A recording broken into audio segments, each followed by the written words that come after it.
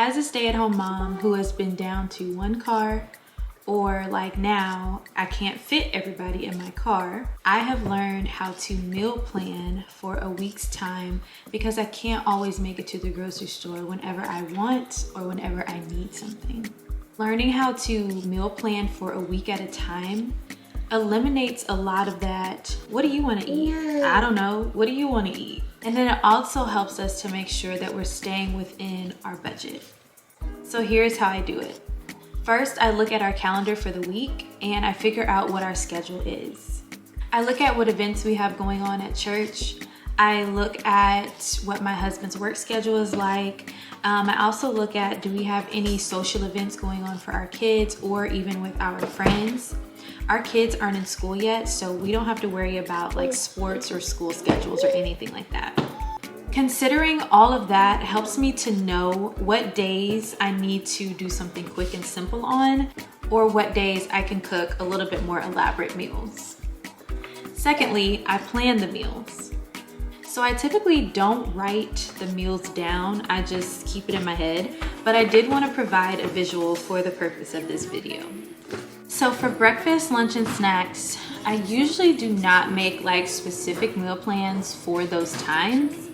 What I like to do is just keep things on hand that I know we like to eat during those times. So as those days come, I just pick from those things depending upon maybe nap time, depending upon if we went outside to play, or sometimes just depending upon what do I really have energy for. And sometimes it's dependent upon what can the kids go in there and grab for themselves, because sometimes I am just with the twins and I'm not able to break away from them for whatever reason. And it's really nice to just be able to tell Avery, hey, go in the pantry and grab this, or go in the fridge and grab this. So these are the things that we typically like to do for breakfast, lunch, and snacks. For breakfast, I like to keep pancake mix on hand because I can make pancakes or I can make waffles with that. I keep bread on hand because I can do toast for breakfast and I can do PB&J for lunch, or even grilled cheese. I have started buying these frozen waffles and French toast sticks that you just put in the toaster, and so that has helped to make breakfast easier and also add a little bit variety. And then of course, I like to keep cereal, eggs, sausage, bacon. We always have fresh fruit for breakfast, lunch, and snacks available. And then of course, milk, juice, and water. For lunch, I also like to have fish sticks and chicken nuggets. Those are easy to just put in the oven. And also fries. Those are just easy to put in the oven and really don't require a whole lot of work from me, so that my hands can be free to move around with the kids.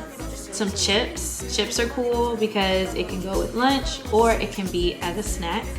And then as far as snacks goes, always fresh fruit is available. Fruit snacks, we get those sometimes, but with all the sugar and the gumminess of it, I really try not to have that for them. So I really just stick to fresh fruit, crackers, sometimes Teddy Grahams, and chips as far as snacks go. And then of course, milk, juice, and water is always available with snacks as well.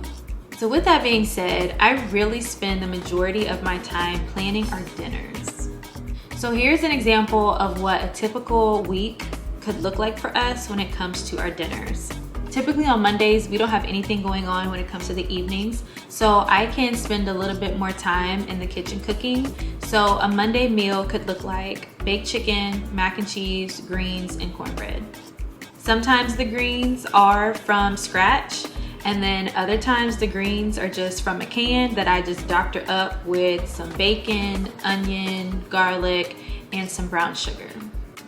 Tuesday could be some sort of pasta. I've been making lasagna lately, which has been really good, or it could be spaghetti, or sometimes I'll even get, I think it's by Zatarain's, but it's the blackened chicken pasta that's frozen and you just put it in a pot and warm it up and let that sauce melt, and then I doctor that up with some more seasonings, and that is really good as well as a weeknight meal. And I'll put broccoli and garlic bread with that.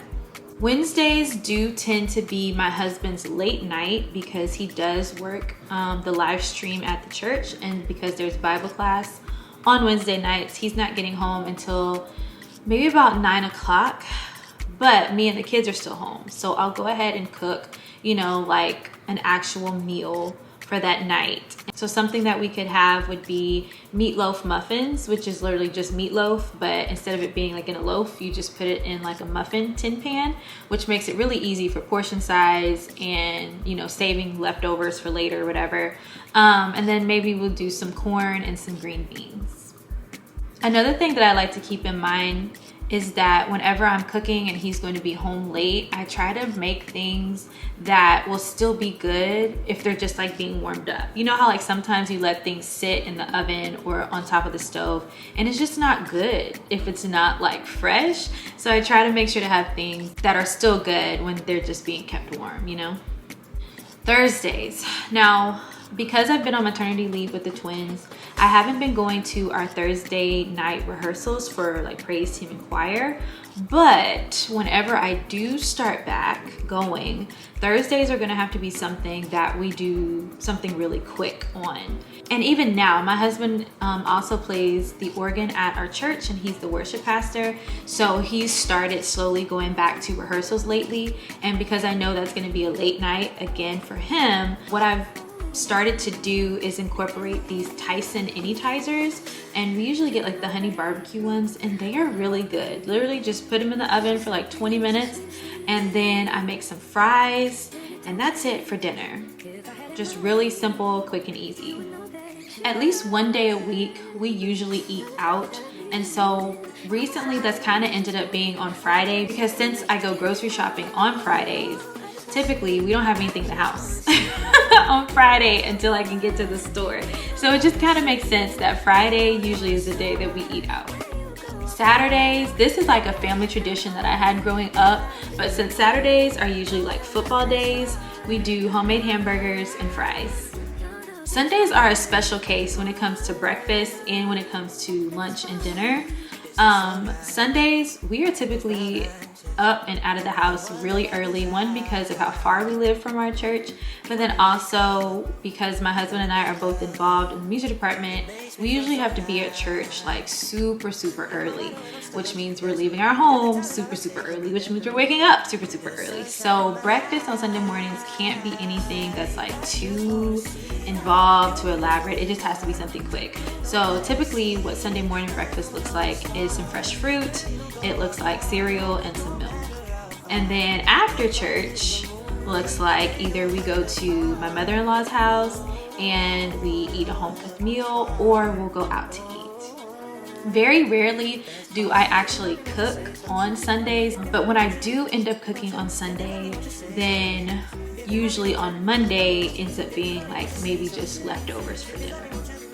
So once I've planned out all the meals for the week, now it's time for me to check the pantry, the fridge, and the freezer to see what we have, what we need. And it's also for me to take some inventory and clean some stuff out if things are like expired, or it's also a way for me to check if I need to restock things that we may be low on, even if we're not necessarily eating them for that week, just to make a mental note and add it to my list of things that we will need soon.